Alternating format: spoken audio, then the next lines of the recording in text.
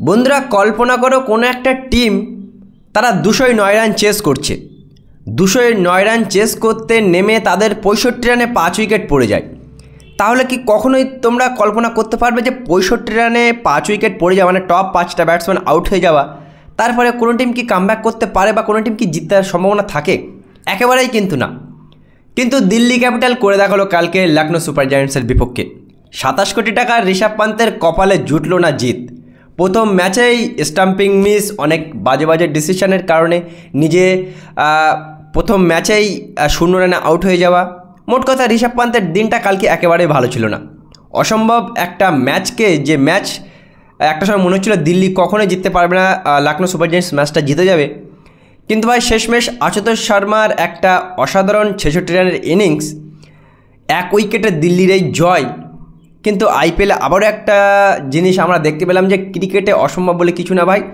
200 run chase করতে নেমে যদি 65 রানে 5 উইকেটে পড়ে তাও মানে জেতা সম্ভব। কালকে আশুতোষ শর্মা দিল্লি ক্যাপিটাল এটা করে দেখালো।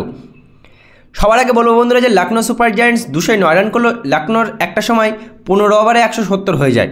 সেই লখনৌ লাস্ট 5 ওভারে মেরে কেটে একের পর এক উইকেট পড়াতে তারা মাত্র 30-32 রানই বা 40 রানের কাছাকাছি রান করতে পারে।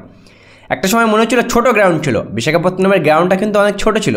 রানটা লখনৌ যে হিসেবে নিকোলাস পুরান, মিচেল মার্শরা খেলছিল, রানটা 250 রান করা উচিত ছিল। গ্রাউন্ডটাও কিন্তু অনেক ছোট।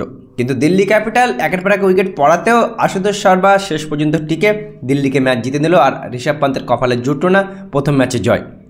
যাই হোক বন্ধুরা, কালকের ম্যাচটা হয়ে গেল, দিল্লি ক্যাপিটালের কপালে জিত ছিল, অক্ষর পটেল জিতে গেল, ঋষভ পান্ত হেরে গেল। কিন্তু আজকেও একটা হাই ভোল্টেজ ম্যাচ আছে। আজকে গুজরাট টাইটান্স ভার্সেস পাঞ্জাব কিংসের ম্যাচ আছে, যে ম্যাচটা হবে আজকে সন্ধ্যা 7:30 থেকে আহমেদাবাদের নরেন্দ্র মোদী ক্রিকেট স্টেডিয়ামে। যেখানে বন্ধুরা আমি দেখতে পাচ্ছি যে ব্যাটিং বলিংয়ের লড়াইতে গুজরাটের থেকে অনেকখানি কি এগিয়ে শ্রেয়াস আয়ারের পাঞ্জাব দল। পাঞ্জাব দলে ব্যাটিং ভালো, গুজরাটে রাবাডা, মোহাম্মদ সিরাজ এরা মানে গুজরাটের টিমে কিন্তু বোলিং ভালো আর পাঞ্জাবের টিমে ব্যাটিং ভালো। আর গুজরাটের ব্যাটিং অর্ডার যদি আমরা দেখি, জস বাটলার আর শুভমান গিলকে ছেড়ে দিলে কিন্তু আর সাই সুদর্শন মিডল অর্ডারে তেমন কিন্তু ডেপথ, মানে যারা ফিনিশ করবে লোয়ার অর্ডারে কিন্তু তেমন কোনো ব্যাটসম্যান নেই। আর ওদিকে আমরা যদি দেখি পাঞ্জাবে কিন্তু অনেক ভালো ব্যাটসম্যান, অনেক ভালো বোলিংও লাইন আপ। আজকে আমার মতে পাঞ্জাব এই ম্যাচটা জিতবে। তোমাদের কী মনে হচ্ছে বন্ধুরা, আজকের ম্যাচটা কে জিততে পারে, পাঞ্জাব না গুজরাট? শুভমান গিলের ওপরে কিন্তু এক্সট্রা চাপ থাকবে, তার কারণ সে ক্যাপ্টেন, আর অনেক দিন পরেই আবার সে ক্যাপ্টেন্সির দায়িত্ব গ্রহণ করেছে বা ক্যাপ্টেন্সি করবে আরও একবার নতুন সিজন। এর আগের সিজনে তেমন করে তার ভালো কাটেনি, আশা করবো এই সিজনটা তার ভালো কাটে। কিন্তু আজকে আমার মনে হচ্ছে পাঞ্জাবই জিতবে।